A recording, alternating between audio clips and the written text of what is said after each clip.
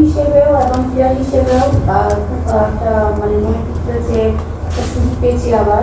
বিগত দিনে আমরা দুটা সাবজেক্ট দিচ্ছি, তো তৃতীয়বার মধ্যে আবার সুযোগ এসেছে। তো সবসময় তো অনেকের সুযোগ থাকে না, তো আসলে এই সুযোগটা পেয়েছি, কাজে লাগানোর জন্যই আমরা সর্বোচ্চ চেষ্টা করে এসেছি, পরিশ্রম করে এসেছি ম্যাচে যে আমরা যেন দেশবাসী কিছু দিতে পারি বা আমাদের খেলার সহযোগিতা পেতে পারি।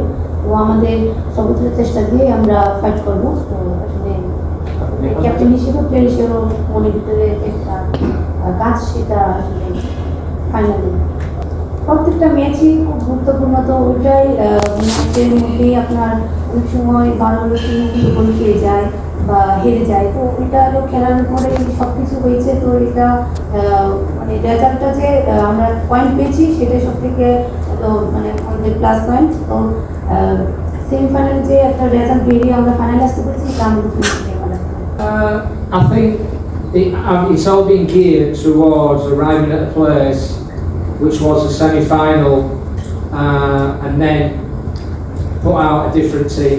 As you could see, I've played some players at only 30 minutes.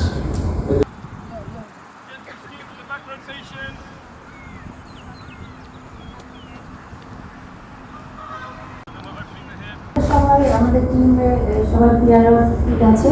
আর এছাড়াও যে ফাইনালে তো আমি বরাবর বলে আসছি যে যেহেতু আমরা সুযোগ পেয়েছি, আসলে এই সুযোগটা কাজে লাগাতে চাই। তো আমরা আসলে আমরা জানি যে ইন্ডিয়া অনেক ভালো টিম, তো আমরা তাদের সাথে ফাইট করবো। হ্যাঁ, সবার মানসিকতা সবাই আমরা ভালো আর ফাইনাল খেলা নিয়েছি, আমরা আছি। ইন্ডিয়া এখানে আমরা যে ফাইনালে এসেছি, তো সব কিছু মিলিয়ে আমরা জানি যে বিগত আমরা সাব যখন খেলেছিলাম তখনও সব কিছু দিক দিয়ে কিন্তু নেপালে আপনার অনেক দর্শক ছিল, অনেক ক্রাউড ছিল। তো তারপরেও আমরা তাদের সাথে ফাইট করে মোকাবিলা করেছি।